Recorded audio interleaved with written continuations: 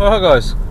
So it's a beautiful day, and I'm still waiting for a GoPro to come. I've still not heard anything yet, which is bloody annoying. So I've gone back to my old trusty sunglasses with the old cameras in, the old pivot heads, and just use one driving and maybe a little bit of a walk later. But probably end up using my phone for that, just because it's stabilised. But in here it's not so bad because I'm, pretty steady. But it gives you a kind of my eye view of driving or whatever. Not got my car today. My car's got issues, so it's a Hyundai today, a Kona, whatever that is. And it's this interesting sort of, is it red, is it orange, don't really know what colour it is, kind of car. So anyway, at least it's a manual, not some crappy automatic. But yeah, so I've got to go and do some more work with Gasoline Alley in a bit. So if you haven't checked out their YouTube channel yet, or their Instagram, please go and have a look. Links are description below. But I'm going to go and have a little walk around some lakes while I'm before I go up there, and just see what wildlife's around and see what's what, really, just see what I can snap. Right guys, so I've arrived. I'm just driving down to the car park, but it's a beautiful place. It's called Ashburn Place. I think it's classed as a religious retreat or something like that, but they're open to the public a few days of the week, where you can just go for a walk, and there's a coffee shop like in an old orangery. It's very nice.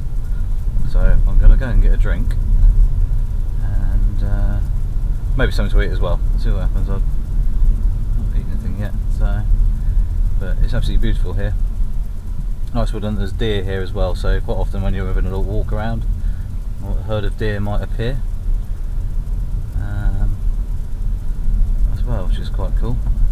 No dogs allowed though. It's quite strict on that. But it's a stunning place. Just if you're into photography or whatever, and you want to have a little wander around, it's a really nice place to. Like a hidden gem, really. It's beautiful. So there's quite a bit of wildlife down here. From herons and everything I've got before, to buzzards and kite and stuff like that. So it's pretty cool. There's a few people sat around as well. So person with a lawnmower. Let's see. How many points do you get for running over old people?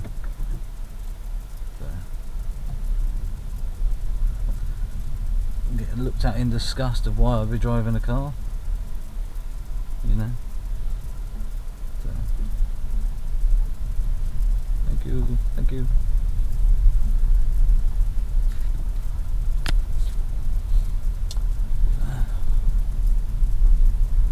Got a few people down there today, the older generation, but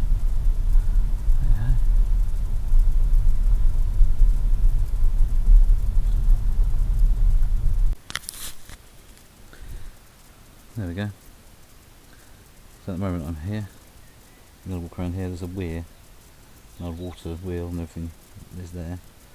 You can walk all the way around, but I think I'm just going to walk around this bit here, go back over to this lake. Not sure if there's any kingfishers. There's a picture of a kingfisher, but I don't know if there's anything that route. Not really sure. There's quite a bit to look at anyway.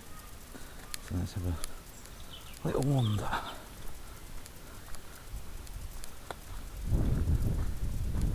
Just gone for one lens, 100 or 400 on there at the minute, just because it's so usable as a, I can zoom in on bugs because it focuses quite close, butterflies flying around. It's a real shame. This old boating house, I suppose, has been shut off. I've done photo shoots and stuff in it years ago. But it always looks picturesque. There's a dragonfly in there as well. Look at that. Water boatman. Go and get him.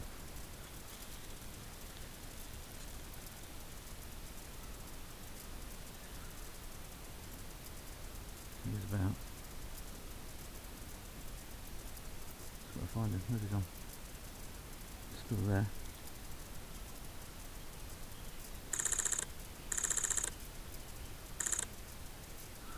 That's crazy. Apparently eye autofocus works on a dragonfly. Stunning. Yeah, the light cruising through the holes in the roof and everything's mad. But sure nice. I'm getting buzzed upon. Hello bee. Looks lovely. Just sat down guys, you see that dragonfly there? Keeps coming back. There's damselflies and other things coming. He's back again. Phone's going to do any good with it. He keeps coming back. I'm just sat here missing an opportunity right now, but never mind.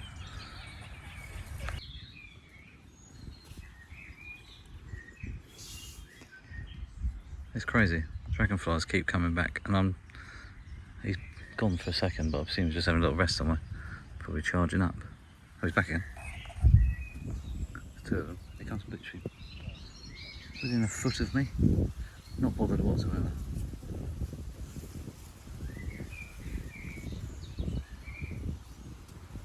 Try and get him with my phone, but I don't know how possible that is.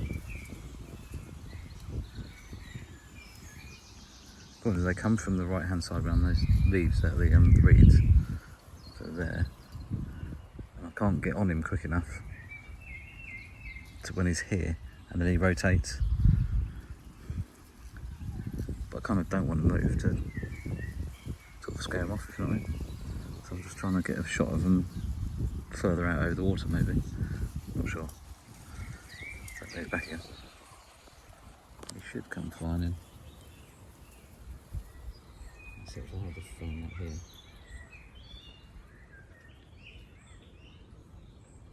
If you're ever photographing dragonflies and other things like that, they have a big routine. They always go back to somewhere that they like an area. Here we come. Hovering.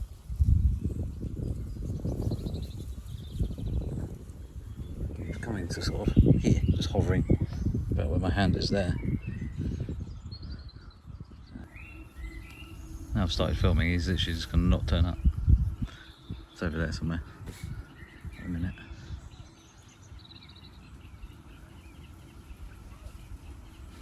There was also a fish that jumped out. I presume to grab a fly or something. Probably about there. But I missed that. Oh, he's back in.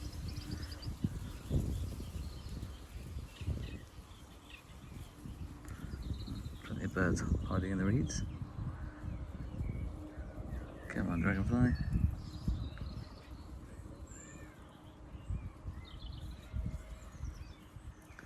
Guarantee as soon as I stop recording, it'll turn up again. Oh, there we go, talking about that. Where is he? There. Oh, I don't know if that'll focus on. Coming close.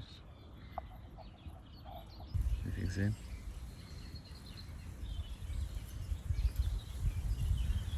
Yes, right, I can see if I can get him a bit there. Ooh, come back this way.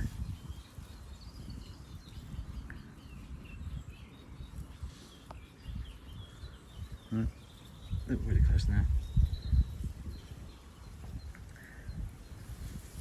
He's hovering into the wind's blowing towards me, so he's literally right in front of me. Two back now.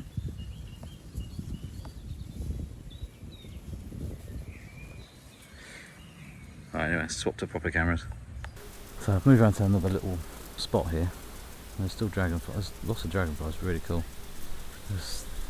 They're not the easiest things to capture because they move around very, very quickly.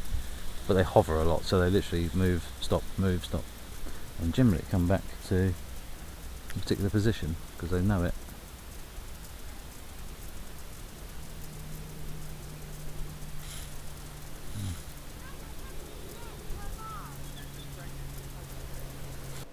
So I'll try and keep things as real as possible, so when I make little mistakes like this, trying to get that dragonfly in shot and in focus, but as you can see there are bits of reeds and everything getting in my way.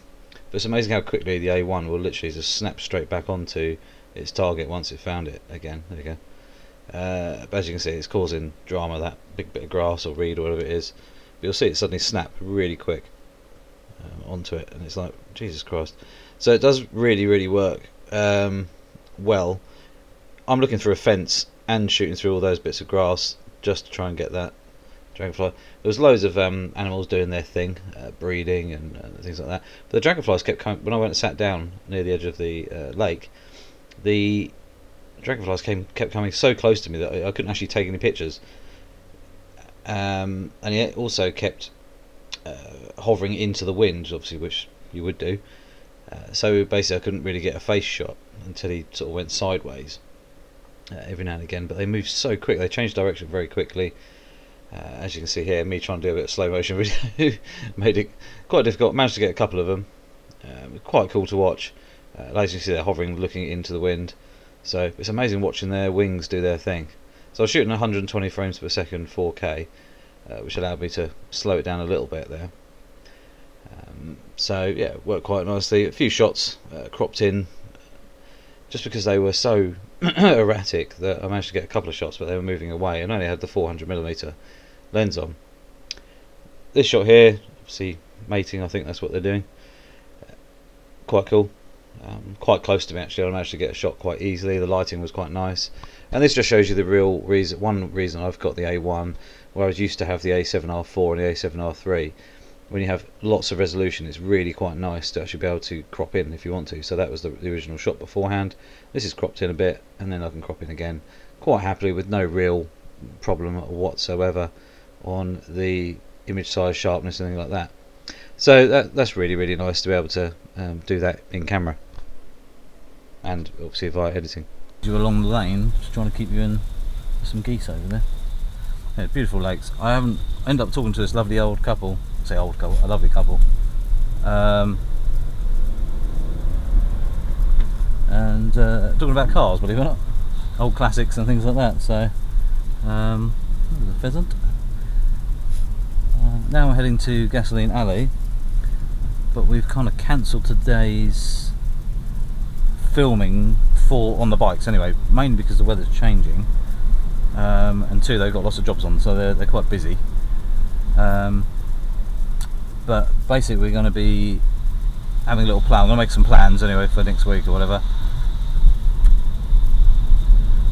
Also kind of wanted my car for filming, not filming the car but using it as the camera car, putting a camera on the back, hanging off the back of the boot lid kind of thing, because I want enough power to, because obviously not that we're going to go that fast on bikes, but it would have been quite cool to do a sort of flyby past the motorbike quite easily and quite quickly, to show you, what it's like. So that's something that hopefully we can do once my car's back. So after it's had all of its work done, coolant leak and suspension issues dealt with, brakes, a few other things being done to it, so hopefully that'll be back soon. But then normally there's a few weeks waiting list on parts on that car, so I've already ordered some bits, they've already come in, so we kind of guessed that I was going to need those bits. So shock absorbers are bought and whatever. Hello, little birdie. But yeah, so heading up to Gasoline Alley, like I said, have a little chat and have a little see what I might take a few pictures while I'm there.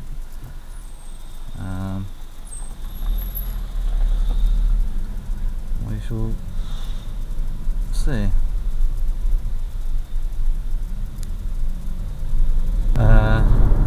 Yeah, I think actually cancelling the filming is probably a good idea. It's not a particularly nice day now. Anyway, we shall go and see what they're up to. Oh, it's sleepy. So it's interesting. Obviously, I'm a bit of an all-rounder photographer, so you're learning things all the time.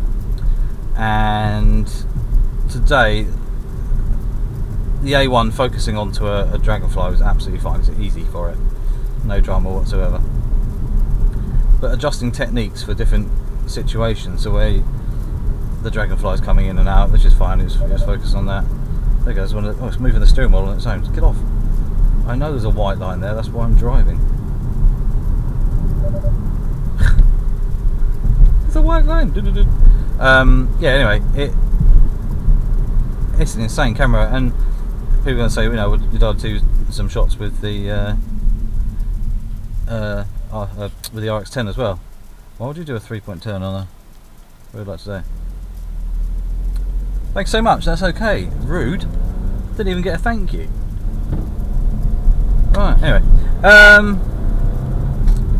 yeah. So I didn't use the RX10 today because I was obviously heading to Gasoline Alley afterwards. But I will go back down there actually because it's a stunning place, and now the weather's getting more summery, we're going to get a lot more insects and stuff like that. But obviously techniques that you use when you're photographing wildlife could be completely different, obviously. Yeah, I know, I'm trying to dismiss the potholes. Are completely different to something like portraiture or landscapes and stuff like that. So it's just a case of, you know, teaching yourself a little bit something new each time you go out. And, you know, obviously I'm still learning the A1 a little bit. There's still some things on there that that I still don't know about the camera because it's actually highly complex. But the RX10, I should be back out with that very soon, as well, as much as I can. Hopefully the weather will stay quite nice. So anyway, we shall see. Anyway, we're here at Gasoline Alley. We have arrived. A couple of bikes outside, look at that. So these are the two bikes I think we were going to take for a ride, but they've become really quite busy. Yeah, stunning bikes. So let's park up and go and say hello. Anyway, yeah, look, so here's the Triton. So this one we're actually going to get out on the road and film this. So at some point we're probably going to put a GoPro here or something, clamp it on this, so when he's riding it's going to be looking back at the rider, and then on the back of the car, this is one of the Andy's bikes, the gas Triumph beastie machine. But yeah, so I'm going to go in and see what they want done. So see you shortly. Oh no. We should.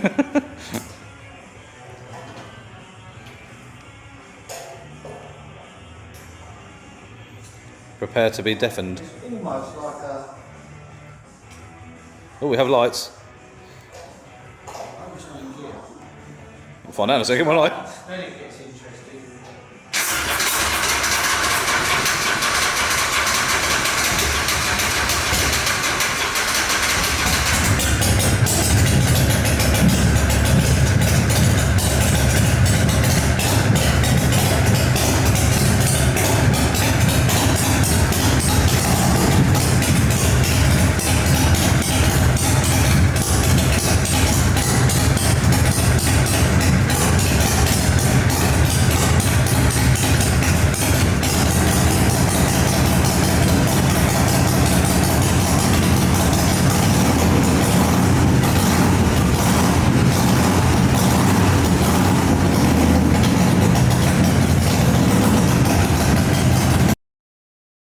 So yes guys, if you're interested in anything petrol related or gas related, bikes, cars, anything like that, hopefully we're going to be doing a lot more filming, photographs, stuff like that with this sort of stuff.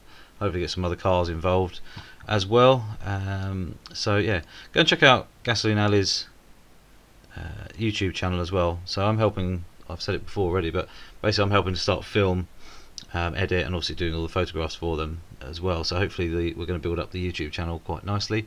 So that's coming along quite sort of leaps and bounds actually. We're getting lots of footage, so it's just now the editing time and uploading a video as soon as we can. That's, you know, interesting. So that was just a little clip there of the yellow bike there that's very loud, and many other things to come very soon. So watch that space with that. Don't forget to click the subscribe button, little notification bell as well, and I'll see you soon. And yeah, any comments below, always welcome.